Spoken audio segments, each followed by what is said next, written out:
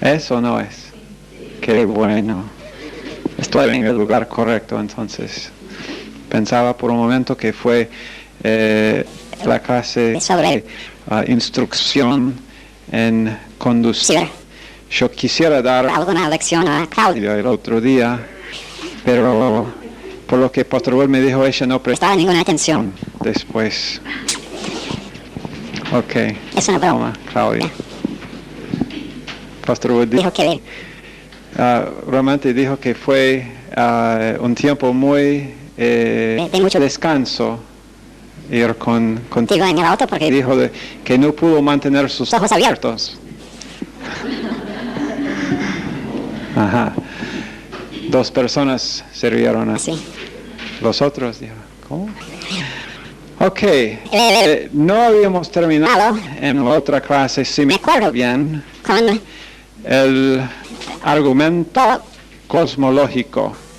Estábamos ahí. el argumento Cosmológico. Sí, pero 3 opciones. Sí, pero Todavía estábamos bajo el argumento Argumento cosmológico para la existencia de Dios. sí o no. Bien.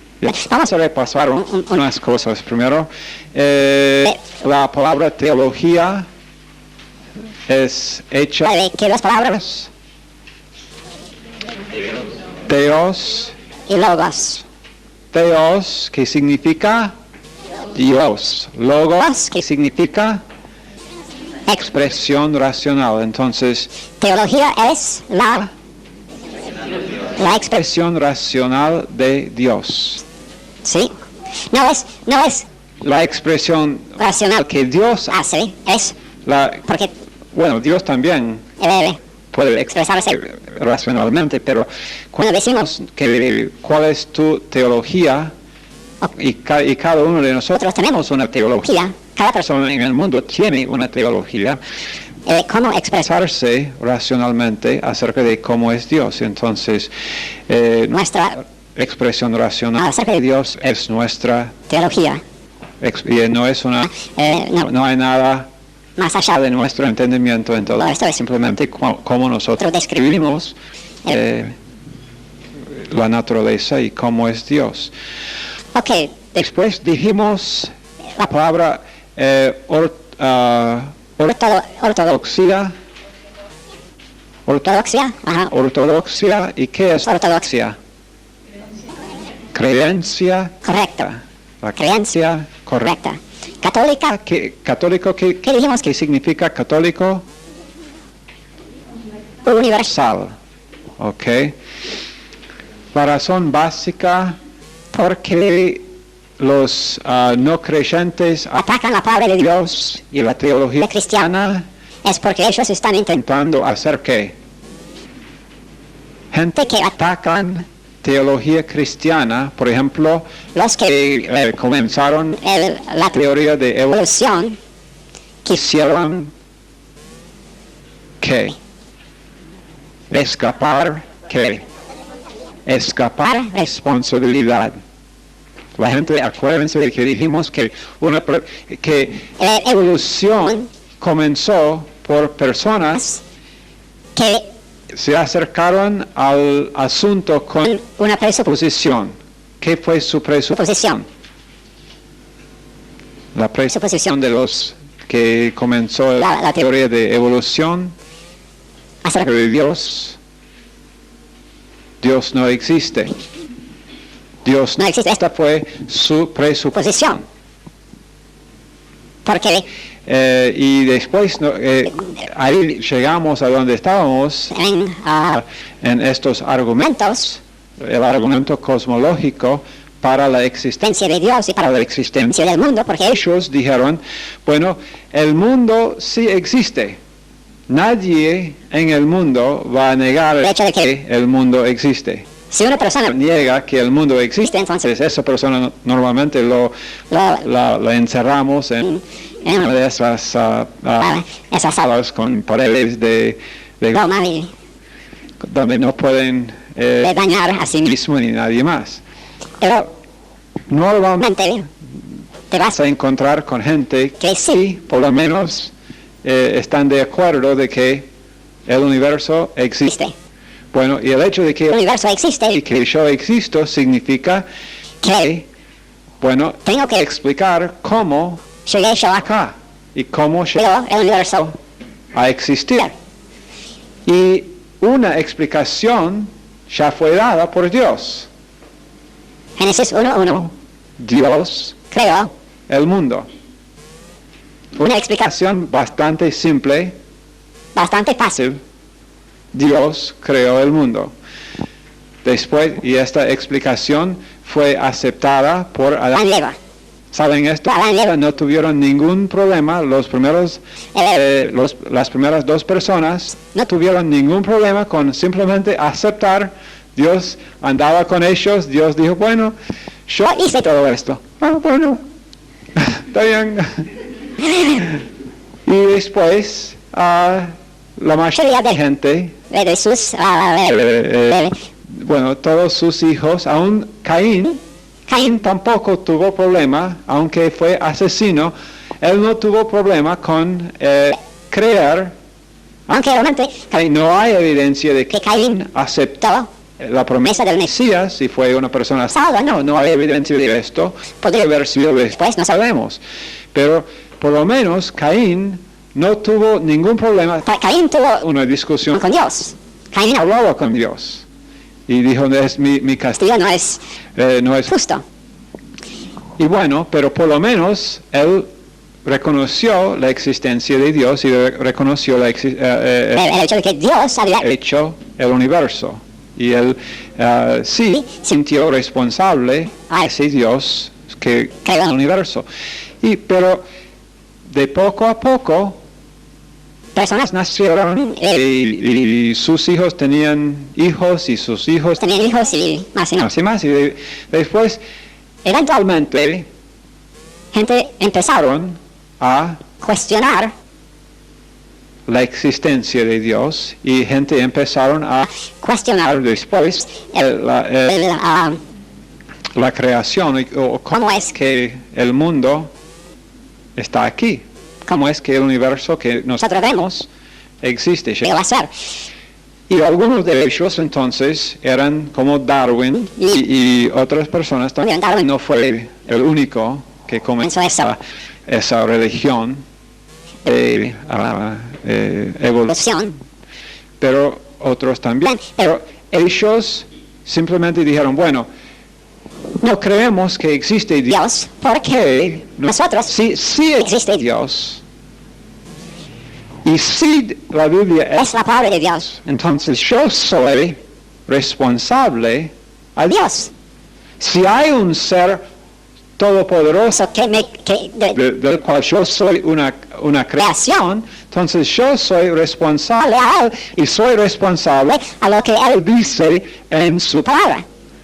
Y no quiero ser responsable, ellos dijeron, no quiero ser responsable a Él, entonces yo no acepto que existe Dios, yo no acepto que la Biblia es su palabra, no acepto esto, entonces yo pienso que Génesis 1:1 es una mentira, entonces que Dios no fue Dios quien creó el mundo, pero sigo con un problema ahora, porque ahora no tengo una explicación para describir de dónde venía todo esto, de dónde venía yo.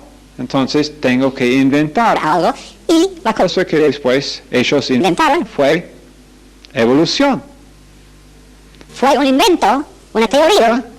No es científica, no es probada. Y está llena de, decimos en inglés, llena de huecos. La teoría de la evolución, llena de cosas que no se pueden explicar. Porque la verdad es que es una teoría falsa, es una enseñanza completamente falsa y nunca van a encontrar pruebas para evolución porque es falso. Pero ahora cuando volvemos ahora al argumento cosmológico, estamos hablando acerca del argumento que dice el cosmos ya existe Estábamos hablando de causa y efecto. El universo es un efecto. Un efecto requiere una causa. Ok. Dijimos que la causa podría haber sido tres cosas. O dijimos si el cosmos no es autocreado, existe algo que lo causó. ¿Sí o No. Ahí terminamos, ¿no? Después. De esa. Y ya habíamos dicho que no es posible que el cosmos es autocreado. Imposible. ¿Por qué es imposible? ¿Qué dijimos? El efecto requiere de una causa. ¿Cómo? ¿Qué dijiste acerca de una torta?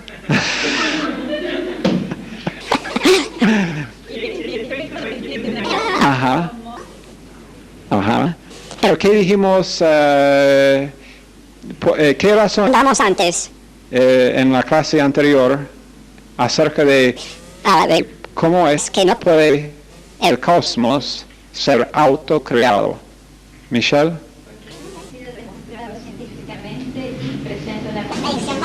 Ok. Nunca ha sido demostrado científicamente. ¿Y qué contradicción hay? Para la lógica, dice Fernando. Okay. Pero la contradicción lógica es que para autocrearse una cosa tiene que existir y no existir a la vez. ¿Verdad? Para crear a sí mismo una cosa para crear tiene que existir. Entonces, pero para ser creada tiene que no existir. Y eso es una contradicción lógica. Una cosa no puede existir y no existir a la vez. Entonces, es totalmente imposible. Entonces, tres opciones tenemos y ahí terminamos en la última clase. Ok. Porque el cosmos no puede ser autocreado. Estas son las tres opciones. Número uno, el proceso cósmico es eterno. El proceso cósmico es eterno. Eso significa que el cosmos siempre ha sido. Que el cosmos nunca tuvo principio. Que el cosmos que realmente está en movimiento nunca no estaba en movimiento. Siempre existía, siempre estaba en el proceso de ser. Esa opción ni aun los científicos de evolución aceptan esa teoría de un cosmos eterno. Dicen ellos, aún los que creen en evolución, ellos no creen que el cosmos siempre fue. Dicen que el cosmos llegó a ser en un momento. Porque no puede, el cosmos eterno no cabe tampoco con evolución. Porque después dicen que no, eso da a ellos un problema. Y nosotros tampoco aceptamos esto. No aceptamos que el cosmos siempre existía. Porque Génesis 1:1 dice que Dios lo creó. ¿Verdad? ¿Fue siempre existente? ¿Siempre existía el cosmos, según la Biblia? No. Dios lo creó en un momento. Pero entonces, opción número 1. Chao. Opción número 2. Y esta es la opción que eligen los que aceptan la teoría de evolución. Opción número 2 es que hay un principio eterno del azar o de inteligencia ciega. ¿Y qué es? Ese principio eterno de azar o de inteligencia ciega causó el universo. ¿Qué científico es esa? ¿Qué wow. Todos pueden decir, wow. La- Los que creen en la evolución Realmente tienen una teoría bien científica. Ese es el principio sobre el cual ellos basan evolución. Evolución está basada sobre una teoría que comienza. que, bueno, no podemos verlo, no podemos probarlo, pero hubo un principio eterno del azar. Que Bueno, por el azar, ¡pum!, por suerte apareció todo y comenzó. De nada. ¿Eso suena muy científico a ustedes? no, pero Sobre esa base significan la teoría de evolución. ¿Y sabe por qué? Porque la única otra opción es opción 3. Acá, la opción teísta, Dios creó el mundo.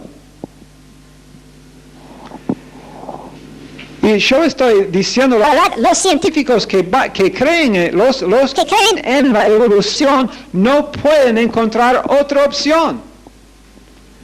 La mejor opción para ellos es número 2, un principio eterno del azar o de inteligencia ciega. Que apretó un botón y ¡pum!, todo apareció. No, pero el botón Tampoco existía, entonces. Ok. Bien. Este es el argumento cosmológico para la existencia de Dios. Después tenemos el argumento teleológico.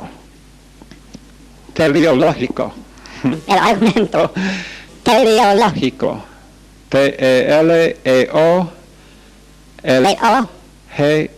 T-E-L-E-O-L-G-I-C-O. Teleológico. Ese Argumento es el argumento que dice que hay tanto orden en el universo que tiene que haber sido un ser ordenado para crear. el universo. Eso Básicamente, es lo que significa el argumento teleológico. El orden de la creación requiere alguien quien planificó un ser racional, un ser ordenado que planificó el universo. Ok, hay orden en creación. ¿Ok? Después tenemos el argumento antropológico. El argumento antropológico. Ok, este antropológico tiene que ver con hombres. Tiene que ver con el hombre y la mujer. Ok, el hombre es un ser moral, inteligente y viviente. Un ser moral, Inteligente y viviente. No se puede explicar cómo ese ser moral, inteligente y viviente pudiera existir aparte de un Dios, quien también es moral, inteligente y viviente. Y ese es el argumento antropológico para la posición teísta. La posición teísta significa que creemos que hay un Dios. Cuando decimos posición teísta, es la posición que existe Dios. ¿qué? Por causa de que el hombre es el ser moral, inteligente y viviente, hay Dios. Porque hay hombre, tiene que ser Dios. Ese Argumento. Después tenemos el argumento y el último argumento teísta es el argumento ontológico. El argumento ontológico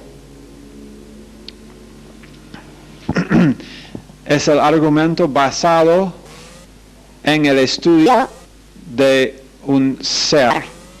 El argumento basado en el estudio del ser. Y el argumento va así. Tenemos La idea de un ser más perfecto. Tenemos esa idea. Esa idea existe en la mente humana. Hay un ser más perfecto que yo. Aún en gente que dicen que no creen en Dios. Y dice que no creen en Dios, pero igual quieren ser moral. Quieren hacer algo para ser mejor. Y tienen la idea de la existencia de un ser más perfecto que ellos. ese ser. Entonces, bueno, para ser más perfecto tiene que existir. Porque un ser Que existe. es más perfecto que un ser que no existe. Muy profundo, ¿no? Ok, entonces tenemos la idea de un ser más perfecto. Para ser más perfecto tiene que existir. Entonces Ahora hemos llegado a la idea de que el ser Más perfecto existe. Entonces, así va ese argumento. Tenemos la idea de un ser más perfecto. Para ser más perfecto tiene que existir. Entonces, el ser más perfecto existe. ser más perfecto es Dios. Dios existe.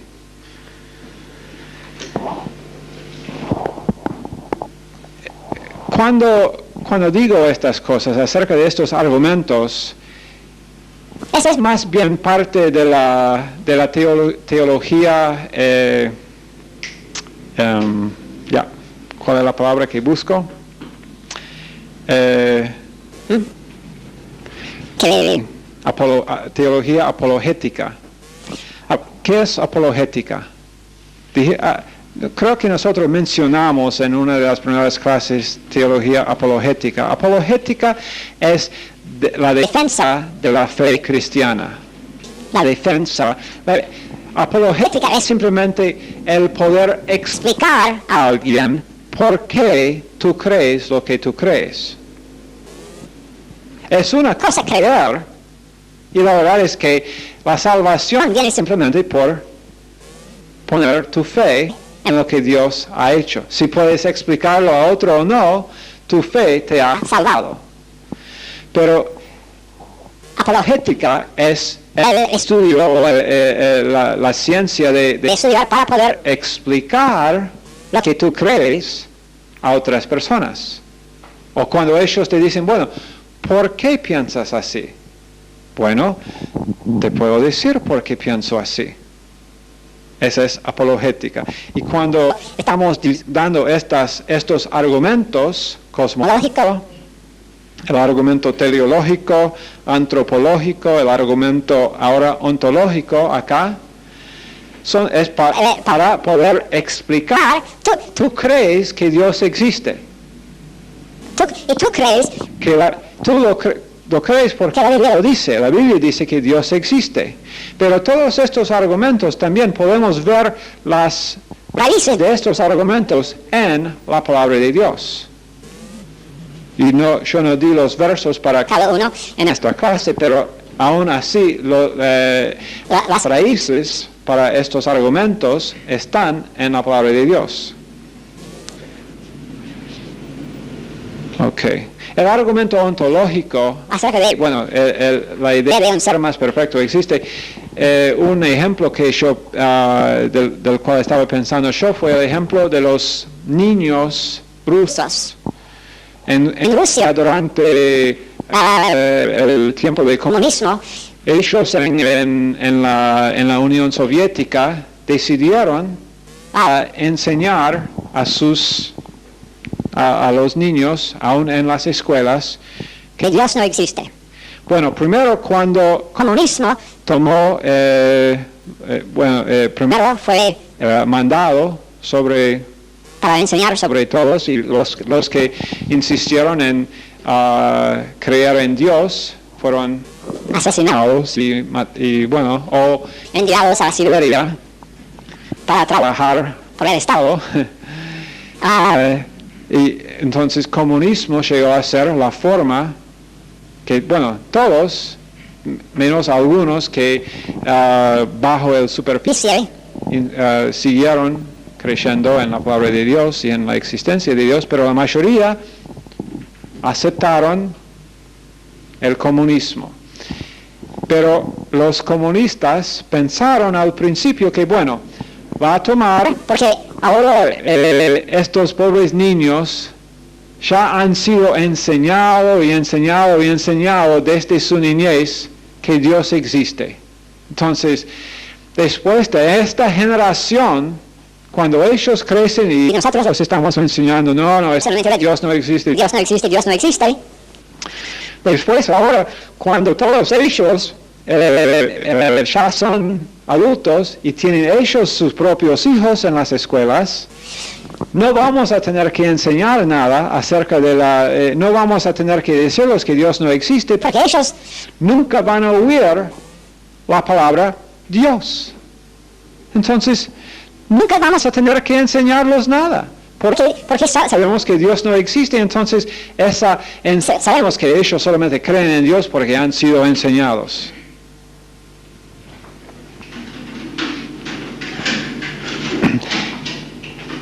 Y entonces así pensaron, pero encontraron que no era así. Sí. Porque después de años y décadas, cuando ellos pensaron, ya nadie pronuncia el nombre de Dios. Pero los niños después de 30, 40, 50 años, los niños, los pequeñitos, crecieron ya con la conciencia de que hay un Dios, sin tener padres que creyeron en Dios, sin tener nadie en sus alrededores que los enseñaron aún el nombre de Dios. Nada acerca de Dios, pero el niño crece y cuando puede hablar, habla acerca de Dios. Y tal vez no usando la palabra para Dios, pero hablando claramente acerca del entendimiento de que hay ese ser más perfecto. Y los comunistas, a cada grupo de niños, ellos tenían que enseñarlos y tenían sus formas para hacerlo. Realmente algunas formas muy... No tengo tiempo para... realmente dar definición a lo que ellos hicieron, pero tenían sus formas de sacar de los niños el conocimiento de que sí, Dios existe. Eso es exactamente lo que Dios nos dice en Romanos, capítulo 1, que Él da a la conciencia del hombre. Somos creaciones de Dios. Los comunistas no podían alcanzar dentro del alma de la persona y sacar la conciencia de Dios, aunque intentaron. Bueno, eso es solamente una de las cosas que los comunistas no podían hacer. Después de todo su sistema, no solamente esa creencia, pero su sistema entero fue mostrado ser un fracaso total. Ok, y ahora con exactamente 12 minutos que nos quedan en esta clase, vamos a ir por los 14 atributos de Dios. Eso significa un atributo cada 50 segundos. ¿Listos? Ok, nuestro autor, ¿cuántos están leyendo ya en el texto? ¿Están leyendo en el texto que tenemos? Este texto, Teología Básica de Ryrie, en capítulo 6, él nos habla acerca de los atributos de Dios, los cuales él llama las perfecciones de Dios. Porque él Dice, bueno, que Dios siendo perfecto, en Dios cada uno de estos atributos son perfectos, entonces él los llama las perfecciones de Dios. A mí no me importa si si tú los llamas perfecciones de Dios o atributos de Dios, o atributos perfectos de Dios, no me importa, son atributos perfectos de Dios. Ok. Primero, Dios es trino. Dios es trino. Dios el Padre, Dios el Hijo, Dios el Espíritu Santo. ¿Sabe lo que significa esto? Cada uno de los 14, y vamos a nombrar 14 atributos, 14 perfecciones de Dios. Esto no significa que hay solamente 14. Estos 14 nosotros podemos después dividir en otros también, o puede ser que Dios mismo nos va a revelar muchos otros, y estos hay que entender que estas las cosas que tenemos, la teología que tenemos, este libro no fue escrito por Dios. Lo más que este señor Charles Ryrie estudió para formar su teología básica, y lo más que nosotros apreciamos la obra que él hizo, sabemos que ni él ni otros que han escrito sobre los atributos de Dios, como por ejemplo, ¿cómo se llama ese hombre? Tozer, Tozer, del cual tenemos un libro hablando de los atributos de Dios. ¿Cómo se llama ese libro? El Dios algo. No me acuerdo bien. En este momento. ¿Cómo se llama? ¿También? ¿Te acuerdas? Está bien.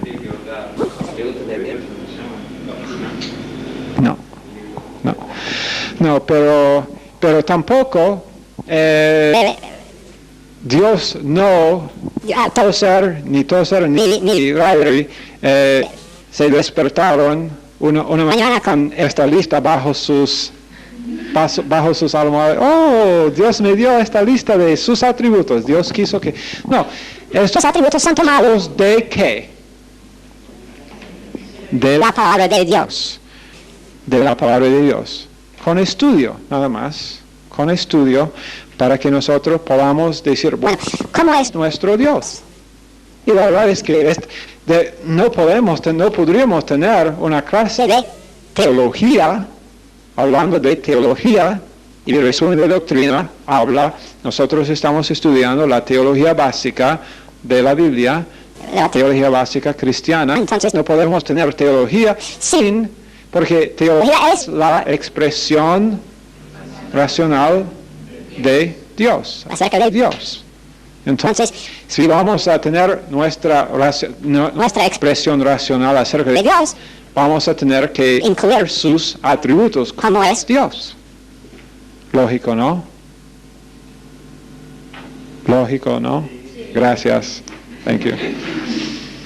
De vez en cuando me gusta saber que algunos están por lo menos de acuerdo. De vez en cuando. Ok. Entonces, pero yo estaba diciendo, entonces, los tres miembros de la Trinidad, Padre, Hijo, Espíritu Santo, los tres son un Dios. Entonces, cada uno de los 14 atributos o perfecciones que vamos a mencionar pertenece igualmente a cada miembro de la Trinidad. Ninguno de estos atributos podemos decir, bueno, el Padre tiene este atributo, pero el Espíritu y el Hijo no. O el Padre y el Espíritu, pero el Hijo no. O el Espíritu y el Hijo, pero el Padre no. No. Algunos han enseñado cosas así. Y existe el pensamiento de que Dios, el Padre, es realmente el Dios y que y que Jesús, el Hijo de Dios, es como un Dios asistente. Y no sé exactamente como es el Espíritu Santo. Entonces es... Un, ¿Cómo se llama en una clase cuando hay tienen por ejemplo, en la universidad, un profesor que tiene después a su lado un estudiante estudiante graduado, para ayudarlo con el ayudante del asistente, el asistente bueno, Dios no es así. Dios el Hijo, Jesús, es, igual Dios con Dios el Padre. Aunque íbamos a estudiar que Dios el Hijo, Jesús, no usó todos sus atributos, cuando Él se limitó a sí mismo a tomar la forma de un ser humano y vivir acá por estos años. Entonces Él no usó toda su autoridad como Dios, no usó estas perfecciones, estos atributos en ese periodo, se limitó a sí mismo, pero siguió siendo Dios. siempre era Dios, Y siempre es Dios y siempre será Dios. Ok, entonces esa es la primera cosa que quiero que sea entendido entre todos nosotros, es que las tres personas de la Trinidad forman no tres dioses, no tenemos tres dioses, tenemos un Dios que existe en tres personas, y las tres personas son un solo Dios. Ok, entonces ahora en 4 minutos, ahora tenemos que cubrir, cada uno tiene 20 segundos. Ok, el primer atributo de Dios que vamos a cubrir es amor. Vamos a ir en la lista alfabéticamente. Amor. Ok, primero, ¿dónde está ese papel? Yo tuve un papel. Eso no es. Ahí está. Ok, el amor es la búsqueda del bien y la gloria de los atributos de Dios en el grado más alto. Amor es la búsqueda voy a explicar esto después, la búsqueda del bien y la gloria de los atributos de Dios en el grado más alto. Dios quiere, Dios no hay que pensar acerca de Dios como si Él fuera un ser humano, porque si hubiéramos dado esa definición a un ser humano, sería egoísta, sería orgulloso, pero Dios no tiene el problema de orgullo y Dios merece toda la gloria. Merece y tendrá toda la gloria. Entonces no hay el problema del orgullo que tendríamos con esto si Dios fuese hombre, que no es. La búsqueda del bien y la gloria. La gloria, Dios quiere la gloria de sus propios atributos en el grado más alto. Ahora, dice en 1 Juan 4:8, Dios es amor. Dios es amor. Ahora, dos cosas acá que son muy importantes en esa declaración a nosotros. Primero, no dice Dios es el amor. No dice Dios es el amor. Esto significa, y el significado de esto es que, porque no hay ese artículo allá, significa que amor es la naturaleza de Dios. Amor es la naturaleza de Dios.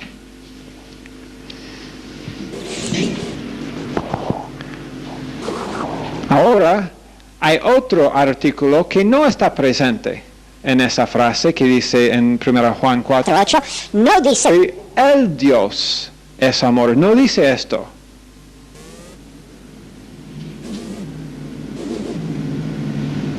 Perdón. Dice el Dios es amor. Ese artículo sí está presente. El otro artículo, no. ¿Qué dije la primera vez? ¿Dios es el amor o no el amor? Perdón. Lo dije incorrectamente. Ese artículo, el amor, no está presente. No está. No dice Dios es el amor, dice Dios es amor. No hay artículo allá. ¿Ok? No hay ese artículo, el amor. Simplemente Dios Es amor. Y eso significa que amor es la naturaleza de Dios. Después hay el artículo enfrente de la palabra Dios, que dice el Dios es amor. Ahora, ese artículo no significa que hay más que un Dios, pero sí significa que no se, hay una regla en el griego que dice que cuando ese artículo está ahí, el Dios es amor, que no se puede hacer reverso la frase. Por ejemplo, no se puede decir amor es Dios. Por causa de ese artículo, el que está en el griego ante Dios. El Dios es amor. Esto significa que es totalmente gramáticamente equivocado decir que amor es Dios. ¿Y sabe qué? Hay algunas iglesias o sectas, por lo menos, ciencia cristiana, que dice amor es Dios. En cualquier lugar que tú encuentras amor, eso es Dios, esa es la expresión de Dios, amor. No importa qué tipo de amor. Bueno, ahí hay dos personas besando. Dios está ahí. Hay gente que cree en esto, esa es su teología, su expresión irracional acerca de Dios, pero no se puede interpretar este verso así. Y la ciencia cristiana, esa secta, sí lo hace. Ok, tendremos que terminar allá. Quiero decir también, antes de terminar, que el hecho de que Dios es amor y que Él ama a nosotros, podemos ver en Efesios 2, 4 a 8. Efesios 2, 4 a 8. También Juan 3, 16. Más definición acerca del amor de Dios se ve en Romanos 5. 5. Estamos sobre tiempo, pero termino con decir que bondad, misericordia y gracia son aspectos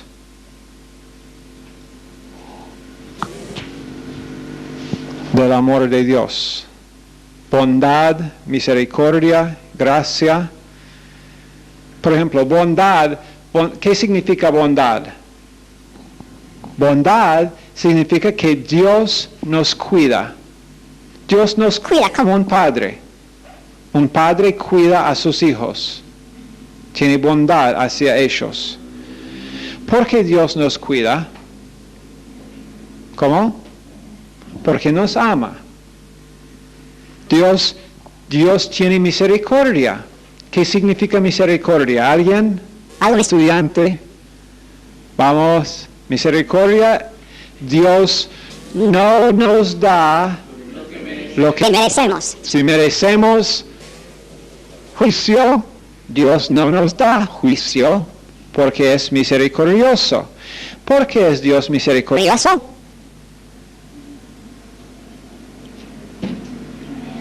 Porque nos ama. La misericordia es un aspecto del amor de Dios, ¿entienden? Gracia. Gracia significa ¿qué? Oscar.